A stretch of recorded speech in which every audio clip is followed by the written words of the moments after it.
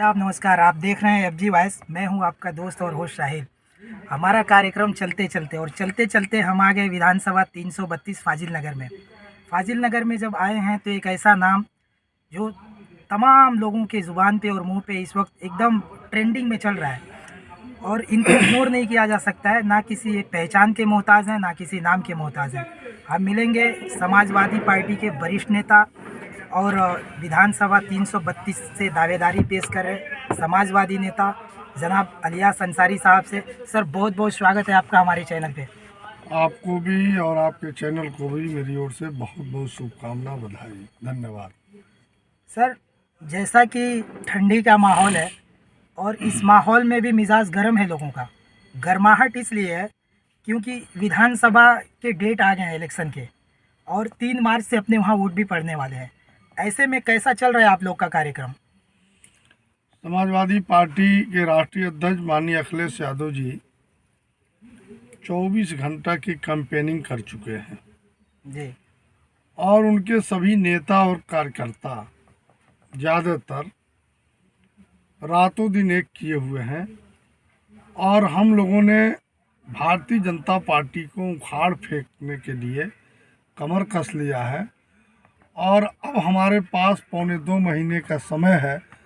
हम 2.25 महीने में भारतीय जनता पार्टी को 100 सीट से नीचे ला देंगे और हम लोग 350 से आगे जाकर उत्तर प्रदेश में स्पष्ट बहुमत की सरकार बनाने की कोशिश में लगे हुए हैं। सर, जैसा कि आपने कहा कि 2.25 महीने का वक्त है और भारतीय जनता पार्टी की सरकार को हम लोग उखाड़ फेंकेंगे। सर, हम भी सर्वे कर रहे हैं और इस सर्वे के दौरान हमने अपनी जितनी भी सीटें हैं ज़िले भर की और कुछ ज़िले की बाहर तमाम सीटों पे गया और पब्लिक को टटोलने की कोशिश किया। सर, पब्लिक का जो रुझान है वो दुआ और आशीर्वाद तो आपके साथ बना हुआ है। हमसे बेहतर आप लोग समझ रहे हैं, कुछ हम भी समझ रहे हैं। क्या आपको लगता है कि जो आम पब्लिक है वो इस बार पूरे मूड में समाजवादियों के साथ है और बीजेपी को उखाड़ फेंकने के लिए आप लोग के साथ है? देखिए, पहली बार उत्तर प्रदेश के इतिहास में ये पहली बार नज़र आ रहा है जी। कि भारतीय जनता पार्टी के महंगाई और भ्रष्टाचार, कानून व्यवस्था चौपट और हर मुद्दे पर फेल उत्तर प्रदेश की सरकार के खिलाफ जनता में गुस्सा है, किसानों में गुस्सा है, नौजवानों में गुस्सा है और समाज का सभी वर्ग इस सरकार के खिलाफ आतुर है कि कब चुनाव होगा और हम समाजवादी पार्टी के नेता अखिलेश यादव को मुख्यमंत्री बनाने का काम करेंगे। यानी लोगों का जो आशीर्वाद है वो आपके साथ मिल रहा है और भरपूर सहयोग में मिल रहा है, ऐसा कहना चाहते हैं आप?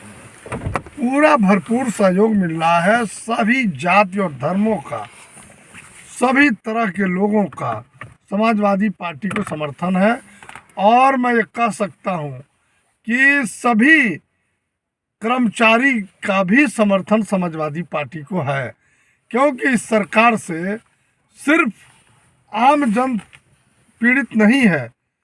कर्मचारी हो, अधिकारी हो, किसान हो, नौजवान हो, व्यापारी हो, समाज का सभी वर्ग, महिलाएं हो, सभी वर्ग इस सरकार के उत्पीड़न से बहुत तबाह हैं, बर्बाद हैं और इस सरकार को हटाना चाहते हैं और अखिलेश यादव को उत्तर प्रदेश का बागडोर सौंपना चाहते हैं।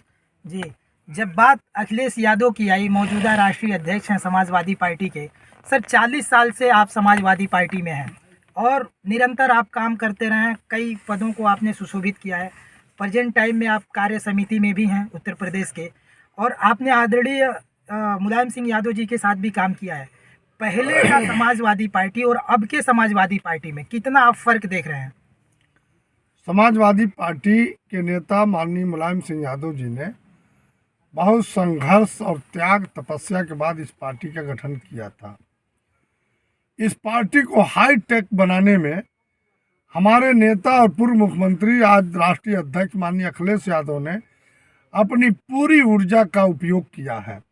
आज हमारी पार्टी हाई टेक है और भारतीय जनता पार्टी के कदम कदम पर जवाब देने के लिए हमारे राष्ट्रीय अध्यक्ष ने योजनाएं बना रखी है और उसी योजना के तहत हम पूरे प्रदेश में कैंपेनिंग भी कर रहे हैं और भारतीय जनता पार्टी को गांव से लेके और नगर तक, शहर तक हम चुनौती देने के लिए तैयार हैं और उनको इस बार भारी बहुमत के साथ हराने के लिए तैयार हैं। हम सब लोगों ने संकल्प किया है, किसान, नौजवान, व्यापारी, अधिवक्ता, समाज का सभी वर्ग आज भाजपा के खिलाफ है और सरकार बदलना चाहता है। उत्तर प्रदेश में अखिलेश यादव जी को लाना चाहता है। जी, आपने कहा कि इस बार जो है सबने मूड बना लिया है कि भारतीय जनता पार्टी की सरकार को उखाड़ फेंकेंगे और आप लोग का समर्थन करेंगे, समाजवादी सरकार बनेगी पूरे बहुमत के साथ। सर, मैं ये कहना चाहता हूँ कि 2017 के जो इलेक्शन हुए उसमें 325 सीटों पे बीजेपी को जीत मिली थी, जो एक प्रचंड आंकड़ा था, और योगी आदित्यनाथ को सीएम बनाया गया। सर, तब से लेके जो भी बीजेपी का कार्यकाल रहा, इसके दौरान एक पेंडेमिक भी दौड़ा है कोरोना में, उस पर बात नहीं करूँगा क्योंकि हम लोग कुशीनगर में बैठे हुए हैं और यहाँ की बात जो है मेन रहेगी। तो जो चीज़ें वो टाइम पे थी, तमाम लोग आए और पार्टी का जो प्रदर्शन रहा हमने देखा उसको। क्या वजह था कि आप लोग का जादू नहीं चल पाया 2017 में और समाजवादी पार्टी कामयाब नहीं हुई, बीजेपी को 325 सीटें मिली और वो प्रचंड बहुमत से सरकार बना ली। इस बार क्या वो फैक्टर रहेगा, नहीं रहेगा? हमारे राष्ट्रीय अध्यक्ष माननीय अखिलेश यादव जी जब मुख्यमंत्री थे उत्तर प्रदेश के, तो वह इस प्रदेश के सभी सड़कों को, सभी जिला मुख्यालयों को 2 लेन सड़कों से जोड़ने में लगे थे। Express highway, Purvanchal express highway बनाने में लगे थे, मेट्रो चलाने में लगे थे, कन्या विद्याधन योजना से आच्छादित करने में लगे थे, किसानों की आय दोगुनी करने के लिए पहल कर रहे थे, सिंचाई और दवा पढ़ाई मुफ्ती हो, रोटी कपड़ा सस्ती हो, इस संकल्प पर काम करने में लगे थे। नौजवानों को नौकरी दे रहे थे, बीमारों को सरकारी खजाने से इलाज की व्यवस्था कर रहे थे, सभी जाति धर्म के लोगों को कन्या विद्याधन योजना, बेरोजगारी भत्ता, वित्तहीन शिक्षकों को मानदेय देकर उनकी आर्थिक स्थिति को सुधारने का काम और उत्तर प्रदेश में सब वर्ग के खुशहाली का काम लाने, उत्तर प्रदेश को उत्तम प्रदेश बनाने का काम अखिलेश यादव जी कर रहे थे। लेकिन इस सभी विकास कार्यों को हम लोग गांव-गांव तक, लोगों तक पहुंचा नहीं सके। इस कमी को हम मानते हैं और भारतीय जनता पार्टी ने झूठ बोलकर, हिंदू मुसलमान करके, लोगों का दिमाग भटकाकर, दीपावली और ईद बताकर, गोबर गणेश करके और पूरी तरह सांप्रदायिक बातें फैलाकर वह 325 सीटें पा गए और हमारी हार हो गई। हम इससे सबक सीखे हैं और आने वाले दिनों में उनके इस झूठ का, उनके इस फरेब का, उनके ध्यान भटकाने का जो तरीका था, उसको जनता को हम लोग समझा रहे हैं और जनता समझ भी चुकी है। इनके खिलाफ जनता में आक्रोश है। चुनाव शुरू होने दीजिए, इनके साथ चलने वाले 10 लोग भी नहीं मिलेंगे। आज प्रधानमंत्री की सभा में 500 लोग भी नहीं पहुंच पा रहे हैं और अखिलेश यादव जी की सभा में रात को 2 बजे 5 लाख लोग पहुंच रहे हैं। अखिलेश यादव की सभा में पीठ और छाती एक मिली हुई है और योगी और महायोगी जो मोदी जी है, उनके सभा में सोफा पर भी लोग बैठने को तैयार नहीं है। आंगनवाड़ी, रसोईया, शिक्षाविद, डॉक्टर, सभी गांव के प्रधान, क्षेत्र पंचायत सदस्य, सबको जबरदस्ती ताकत लगाकर जुटाने के बाद भी, सरकारी बसों से 100 किलोमीटर से भीड़ लाने के बाद भी उनकी सभा में 10,000 भीड़ नहीं हो रही है और अखिलेश यादव जी की सभा में 2 बजे रात तक 5-5 लाख की भीड़ हो रही है। ये दर्शा रही है कि जनता में गुस्सा है और इस बार भाजपा का जो ध्यान बांटने का काम था, झूठ बोलकर लोगों को ध्यान बांट रहे थे, हिंदू मुसलमान कर रहे थे, इस बार ये दाव चलने वाला नहीं।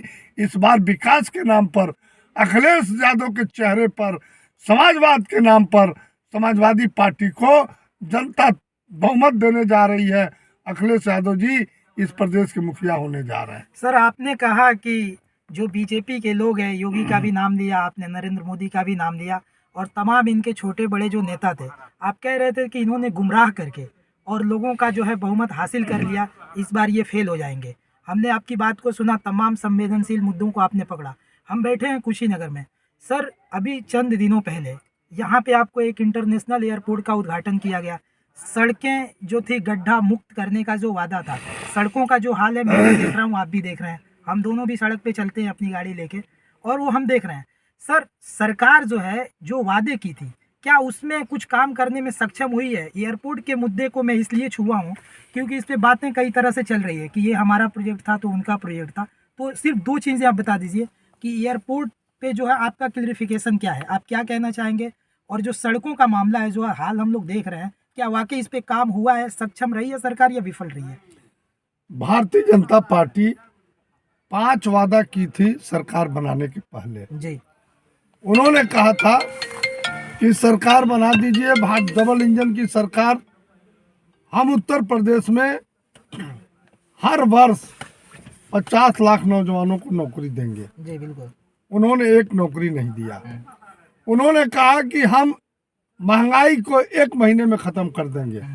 उन्होंने महंगाई को इतना बढ़ाया कि जो 400 का सिलेंडर था वो आज 1000 से ऊपर हो गया। जो 200 की चाय की पत्ती थी वो 400 की हो गई। जो 100 रुपये की कड़ू का तेल था 75 रुपया, वो आज 225 हो गया। जो दाल की कीमत 75 रुपया थी आज वह 200 के पार हो गई। खाद्य पदार्थों का, सभी खाद्य पदार्थों का दाम, महंगाई आसमान छू रही है। उन्होंने महंगाई पर भी जो बात कहा 1 महीने में ख़त्म करने के लिए, उन्होंने महंगाई को भी बढ़ा दिया 3 गुना 4 गुना।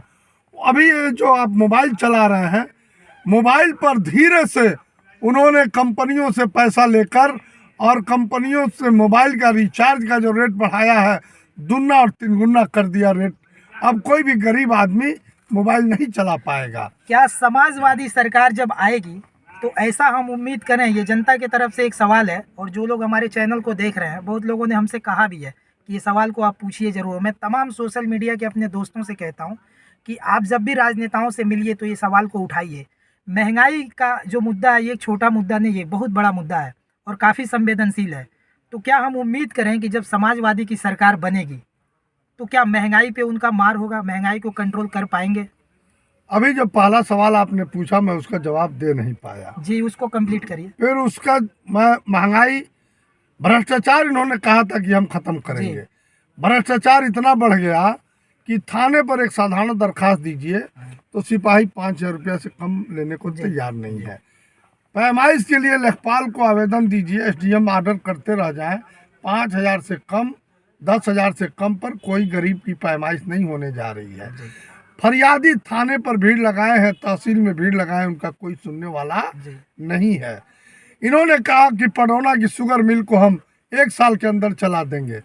इन्होंने कहा कि सड़कों की गड्ढा मुक्त कर देंगे। आपसे मैं ये कहना चाहता हूँ कि ये 5 मुद्दे एक भी इसमें से सरकार ने पूरा नहीं किया।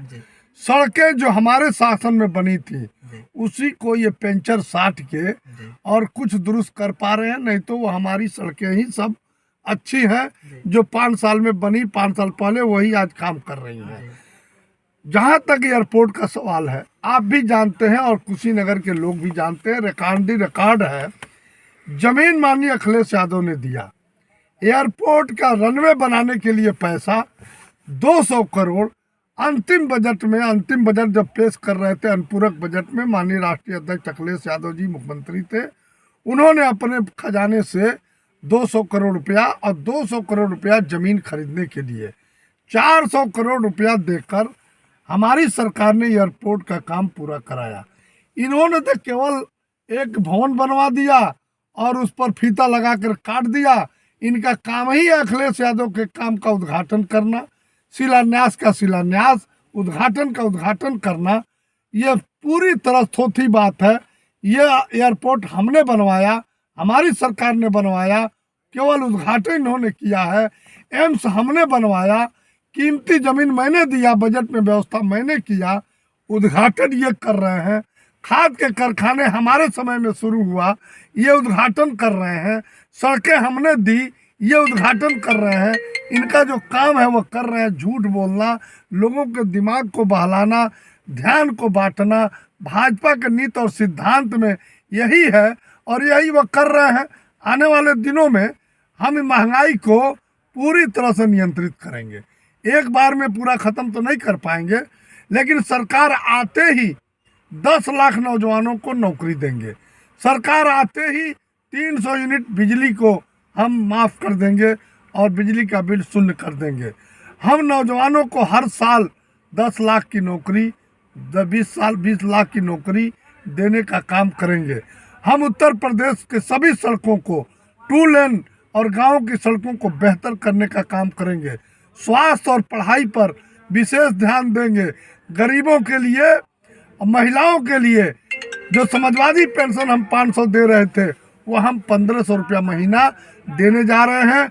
एक घर में अगर 5 महिलाएं हैं तो पाँचों को 1500 रुपया देंगे। और उत्तर प्रदेश में महिलाओं को हम मजबूत करेंगे। लड़कियों को इंटर पास हम कन्या विद्या धन योजना से आच्छादित करेंगे। पुरानी पेंशन को हम बहाल करेंगे। बेरोजगारी भत्ता देंगे। और जो हमारे वित्तविहीन शिक्षक हैं, नॉन एडेड कॉलेज हैं, उन वित्तविहीन शिक्षकों को उचित मानदेय देकर हम उनको आगे बढ़ाने का काम करेंगे। शिक्षा मित्रों को भी हम अध्यापक का दर्जा देंगे और 5 साल का जो एरियर होगा उसको भी हम भुगतान करने का हमारी सरकार काम करेगी। सर 2022 में हम सब देख रहे हैं जो जातिवाद का मुद्दा है, जो सांप्रदायिक मुद्दे, ये सर चढ़ के बोल रहे हैं और इसमें काफ़ी बड़े बड़े नाम हैं। मैं ज़्यादा अंदर नहीं जाऊंगा। किसी के ख्वाब में राम आ रहे हैं तो किसी के ख्वाब में कृष्ण आ रहे हैं और किसी के ख्वाब में कोई और आ रहा है। क्या इस बार जो है जातिवाद फिर से मुद्दा बनेगा? विकास मुद्दा बनेगा नहीं बनेगा? महंगाई मुद्दा बनेगी नहीं बनेगी? जैसा कि आपने गिनाया, मैं सहमत हूँ तमाम आपकी बातों से। ये 3 सवाल हैं, तीनों के जवाब एक लाइन में दे दीजिए आप। मैं धन्यवाद देता हूँ आपको इस सवाल के लिए। जी। भारतीय जनता पार्टी झूठ बोलती है। उनके सपने में राम आ ही नहीं सकते। राम और कृष्ण तो हमारे ईमानदार नेता अखिलेश यादव के ही सपने में आते हैं। अच्छा। ये जब राम को सपने में देखकर झूठ बोल रहे हैं तो हमारे नेता कृष्ण उनके सपने में आते हैं, वो सही बोल के उनका जवाब दे रहे हैं। जी। हम राम और कृष्ण दोनों को सम्मान करते हैं। जी। हमारे हिंदू धर्म के सबसे बड़े आराध्य लोग हैं, भगवान हैं। उनका मैं सम्मान करता हूं। लेकिन भारतीय जनता पार्टी इन मुद्दों को बात करके लोगों का ध्यान बांटना चाहती है। ये मैं आपसे कहना चाहता हूँ। हम कह रहे हैं उत्तर प्रदेश में अयोध्या में मंदिर बने, ये एक भी मुसलमान कहीं रोका है? एक भी मुसलमान इसका विरोध नहीं किया। मैं बधाई देना चाहता हूँ मुसलमानों को उत्तर प्रदेश के। एक भी मुसलमान ने इस पर कोई व्यवधान पैदा नहीं किया। लेकिन मंदिर बनाना भाजपा का असली मकसद नहीं है। वह मंदिर चाहे होते तो 6 महीने में बन के तैयार हो गई होती। उनका मकसद है मंदिर के नाम पर वोट को कन्वर्ट करना।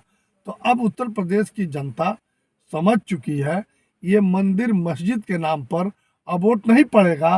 वोट पड़ेगा विकास के नाम पर, वोट पड़ेगा रोजगार के नाम पर, वोट पड़ेगा महंगाई खत्म करने के नाम पर, वोट पड़ेगा भ्रष्टाचार खत्म करने के नाम पर, वोट पड़ेगा खाद्य वस्तुओं का दाम घटाने के नाम पर, वोट पड़ेगा शिक्षा व्यवस्था सुधार के नाम पर, वोट पड़ेगा स्वास्थ्य के सुधार के नाम पर, और वोट पड़ेगा रोटी कपड़ा सस्ती हो, दवा पढ़ाई मुफ्ती हो, इसके नाम पर। और ये काम सिर्फ माननीय अखिलेश यादव जी कर सकते हैं, समाजवादी सरकार कर सकती है।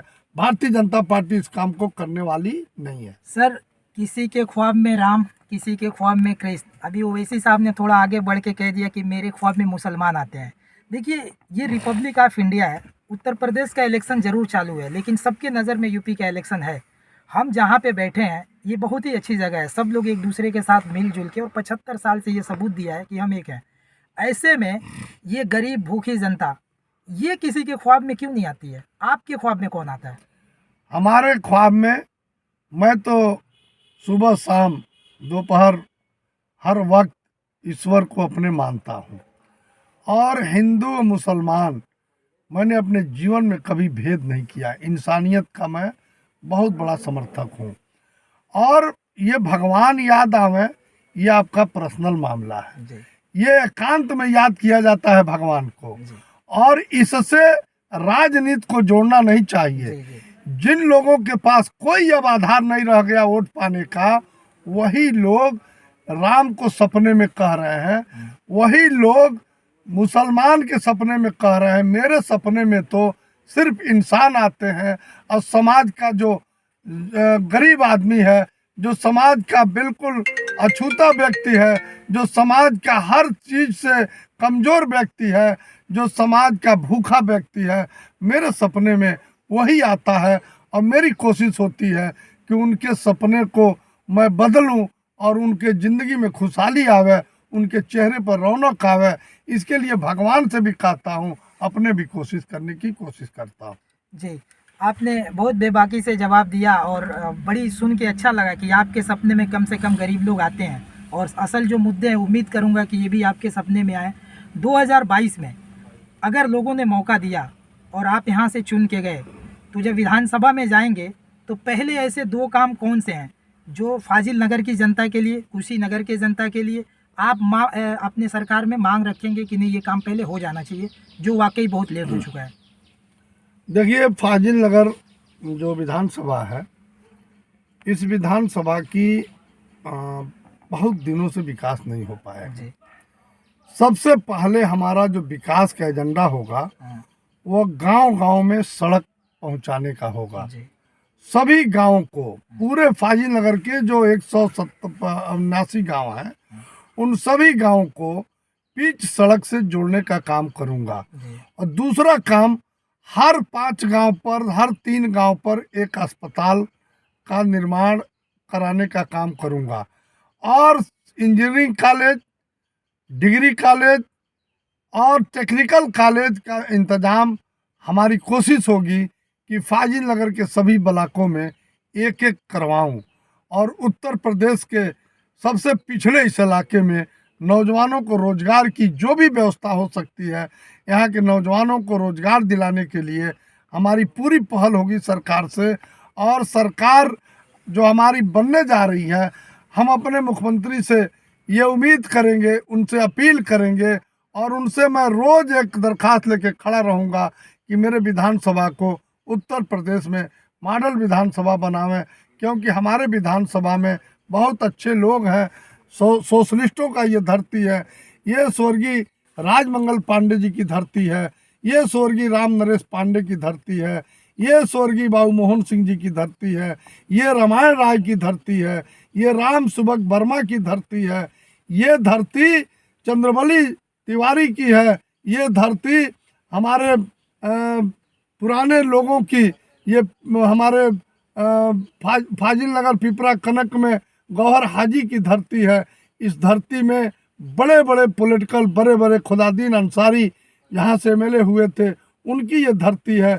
इस धरती में राजमंगल पांडे से लेकर रामायण राय और राजवंशी राय से लेकर के सारे हस्तियाँ इस धरती में हैं। और हम उनके सबको याद करते हुए, उनके सभी के जितने हमारे पुरोधा हैं, उन सभी की मूर्ति भी मैं इस विधानसभा में एक किनारे से लगवाना शुरू करूंगा।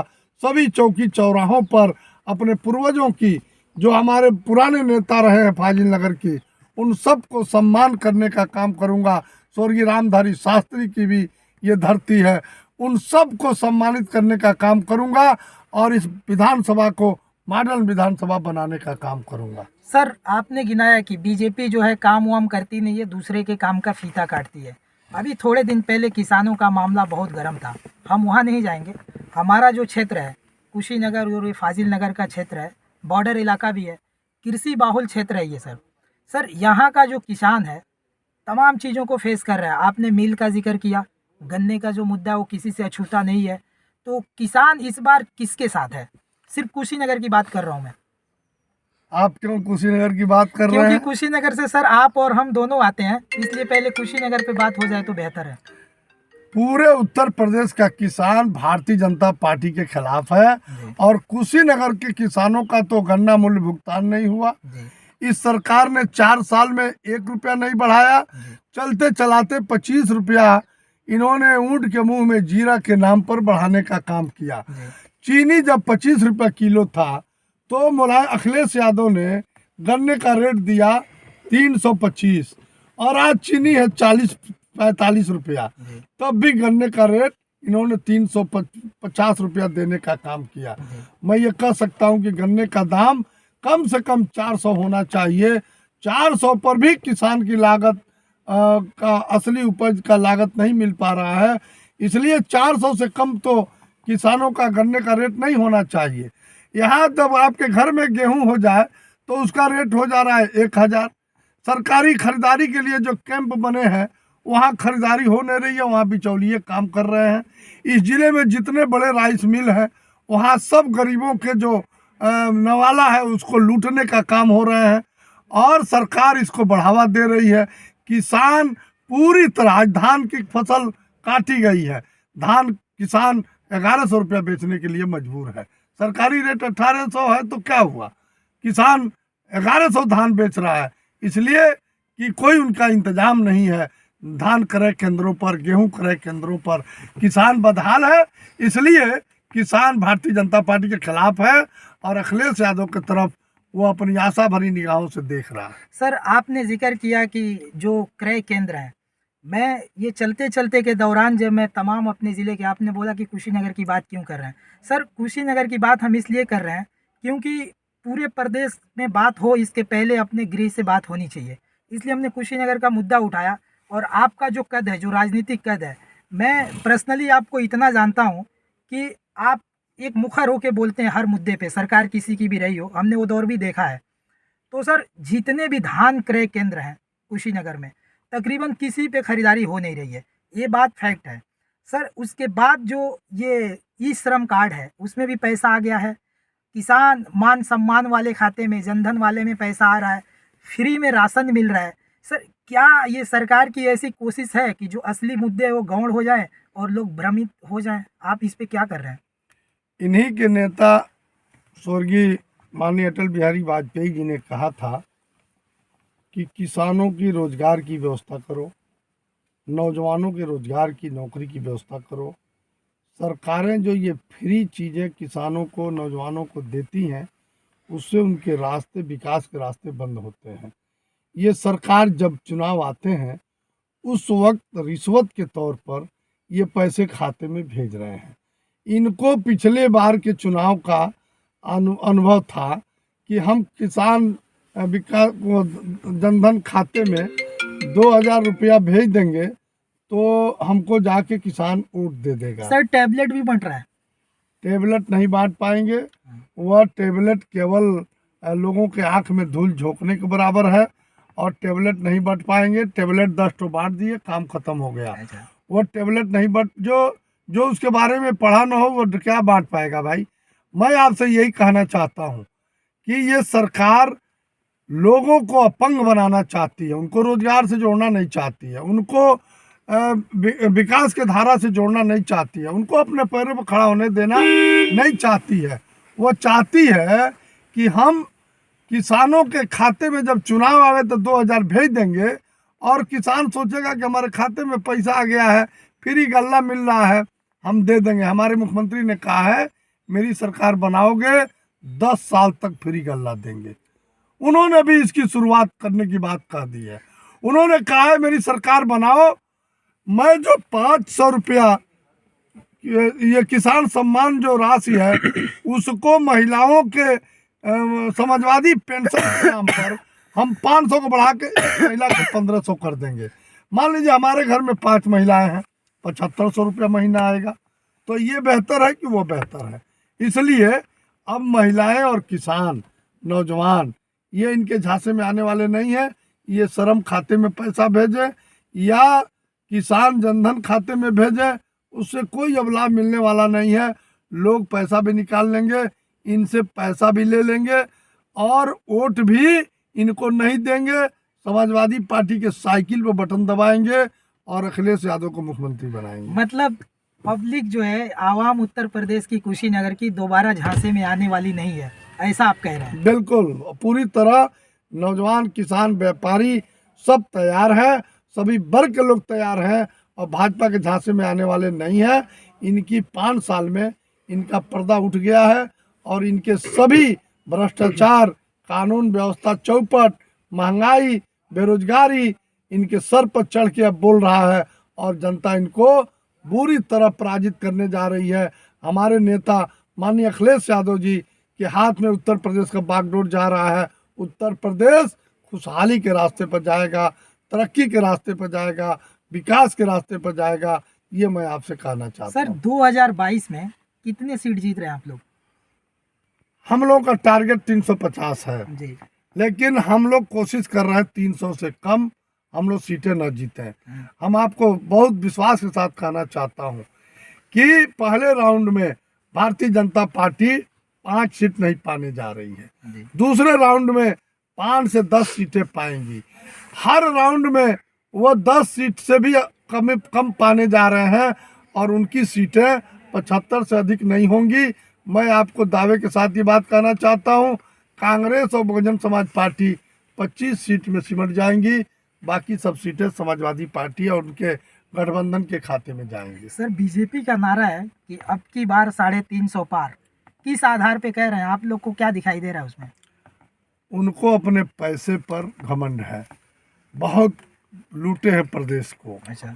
उनके पास पैसे बहुत हैं, उनको ये लग रहा है कि हम पैसा बांट कर जीत जाएंगे, उनको ये लग रहा है कि खाते में पैसा भेज कर जीत जाएंगे, उनको ये लग रहा है कि पिछले बार की तरह हम बहला फुसला कर और ध्यान बांट कर हिंदू मुसलमान करके हम कामयाब हो जाएंगे।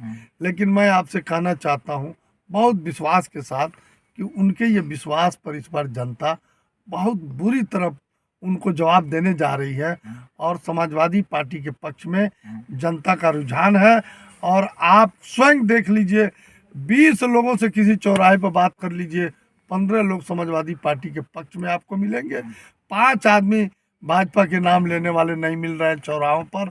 और पहले हम लोग चौराहों पर जाते थे तो कैंपेनिंग करने में लोगों के सामने दिक्कत होती थी, अब चौराहे पर खड़ा होइए, अपने आप लोग आ रहे हैं, साहब हम भाजपा के वोटर हैं, लेकिन अब हम आपको वोट देंगे, समाजवादी पार्टी को वोट देंगे और सपा की सरकार बनाएंगे।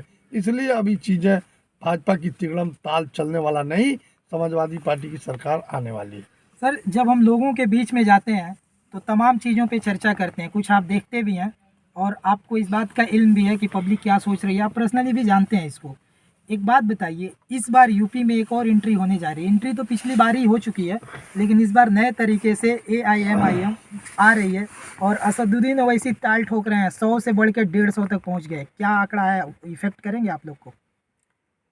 असदुद्दीन ओवैसी साहब को मैं मुबारकबाद देता हूँ, एक अच्छे बैरिस्टर हैं, लेकिन उत्तर प्रदेश की राजनीति में उनका जो दखल है उसको यहाँ की जनता इस बार उस पर ध्यान नहीं देने जा रही है। इस बार की जनता भाजपा को हटाना चाहती है और भाजपा को हटाने के लिए सभी लोग एकजुट होकर, सभी विपक्ष एकजुट होकर और अखिलेश यादव जैसे बड़े चेहरे को उनके मुकाबले में खड़ा करके और उनका समर्थन कर रही है।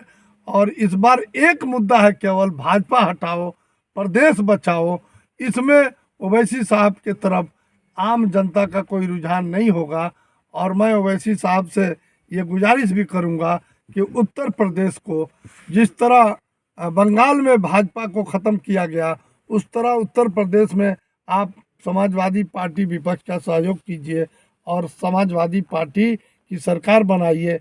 आने वाले दिनों में लगेगा कि उत्तर प्रदेश विकास के पथ पर चल रहा है, सबको इंसाफ मिल रहा है। सर मैंने ओवैसी साहब का इंटरव्यू देखा, वो बोल रहे हैं मैं बार बार चिल्ला रहा हूँ, मैं ज़्यादा उधर जाऊँगा नहीं, हम लोग कुशीनगर में बैठे हैं, लेकिन आपने कहा है कि उनको चाहिए कि सहयोग करें, तो वो कहते हैं कि बार बार मैं कह रहा हूँ कि अखिलेश यादव से आप गठबंधन करिए और सम्मानजनक सीटें दीजिए, तो उस पर ध्यान नहीं दिया जा रहा है।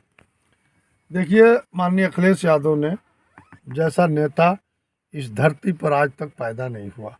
माननीय अखिलेश यादव जी बहुत साफ सुथरे लीडर हैं, बहुत ईमानदार चरित्र के लोग हैं और इतना बड़ा कद मैं कह सकता हूँ। आज 15 साल पहले जिस तरह लालू यादव पूरे दुनिया के एक नेता हुए थे, आज मेरा नेता अखिलेश यादव पूरे दुनिया में अकेले भी भारतीय जनता पार्टी को चुनौती देने वाला नेता के रूप में उभरे हैं।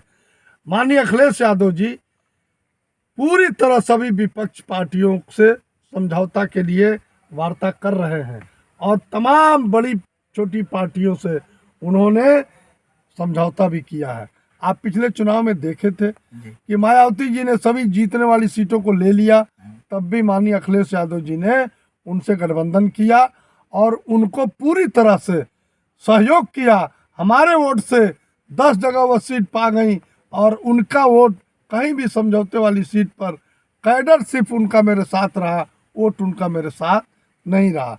यही हमारा समझौता कांग्रेस के साथ भी हुआ था।